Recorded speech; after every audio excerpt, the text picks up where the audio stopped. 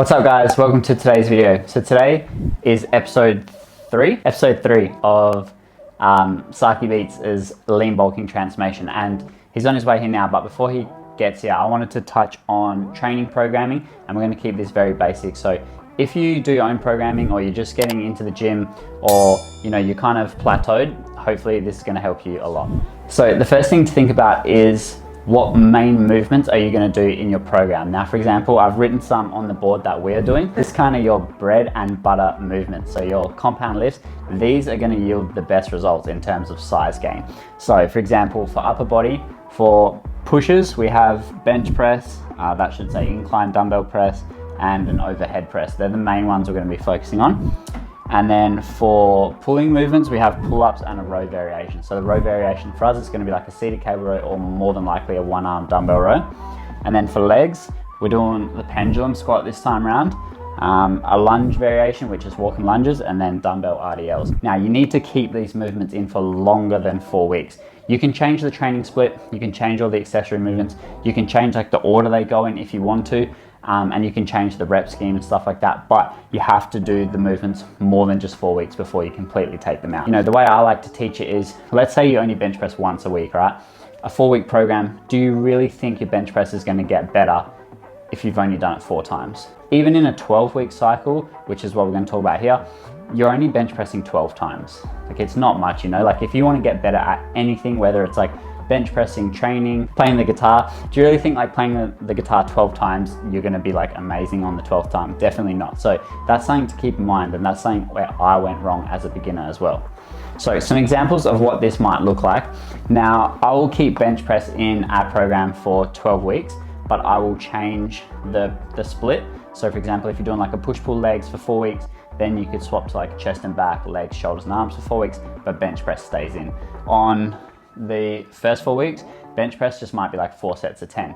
On the second 4 weeks, it might be 4 sets of 8. I'm trying to show progressions in terms of like the first 4 weeks, the second 4 weeks, the third 4 weeks, and that's how you progress, that's how you get stronger, that's how you get bigger. Okay, so now you realize that you have to, like, let's say you want to get better at, let's just keep using bench press. Now you know you have to do it for more than 4 weeks. Like, it sounds obvious, but believe me, everyone makes those mistakes. Even I did at the start, because I always just try to think, oh, I'll get bored of it. But the truth is you won't, and the truth is if you change your accessories, you change, other stuff, you won't get bored, and you don't get bored when you're progressing. When you're progressing, you're loving life, motivation's high, and results are flying in. So now we're going to talk about how to progress on these movements. You have to do more. Like, no matter what, you have to do more of something. So here's what you can do. You can do more weight, more reps, more sets, more time under tension. You're basically extending the time under tension of that set. Now, I wouldn't focus on that until you're like maxing out with everything else. That's kind of last down the list in my opinion.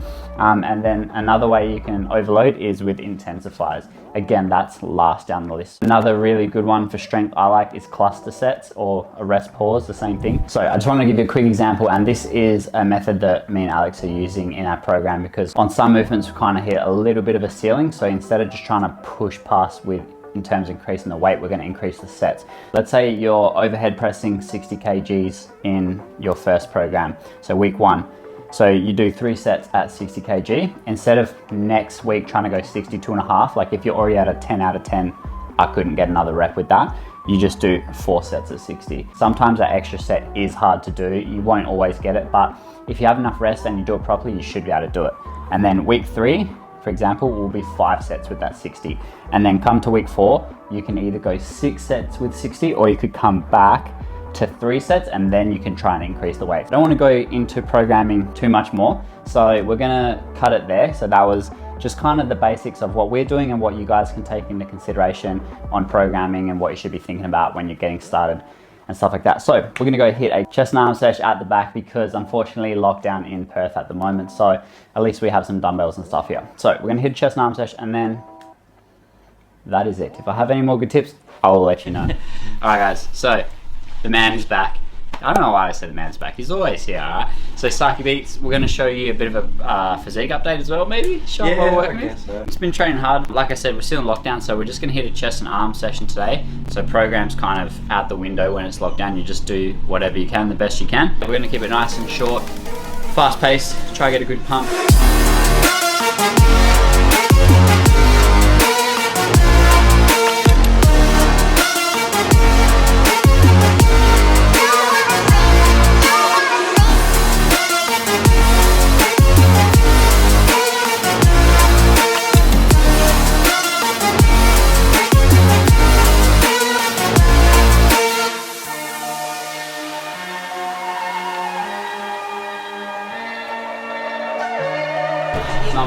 do flat dumbbells or push-ups, like decline push-ups? What do you want to do?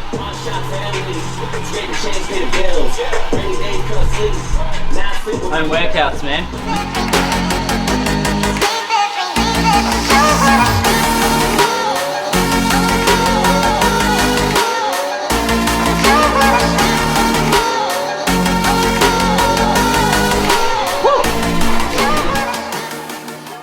Please don't snap.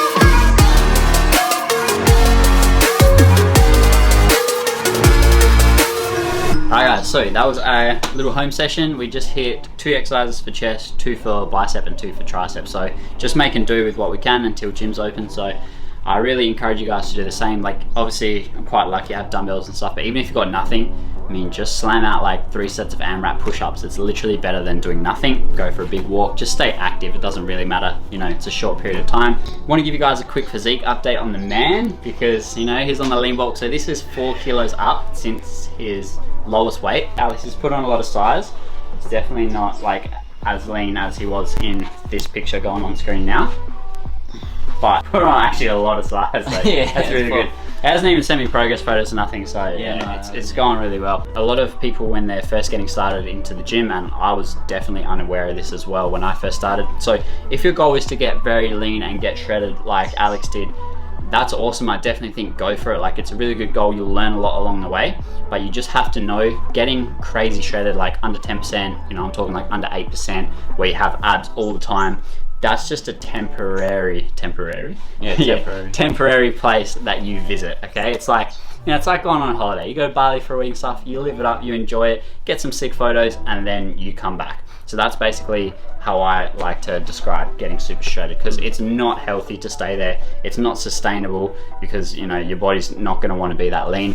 Yes, there is definitely some genetic freaks out there and people with great genetics that can stay like that year round. There's a lot of studies as well showing that it's not good for you. It's not healthy at all. Like if my immune system went down. Yeah, Alex, he got real sick. But yeah, and he was doing everything right, you know. Guys, if you want to cop some of these, the link will be in the description below. Cameraman Jaden's got one of the crews on right now as well. We're going to keep coming out with new design stuff as well. If you do buy it, don't forget to chuck it on your stories, tag us. Like, we love to see that stuff. Alright, I will see you in the next episode. Peace.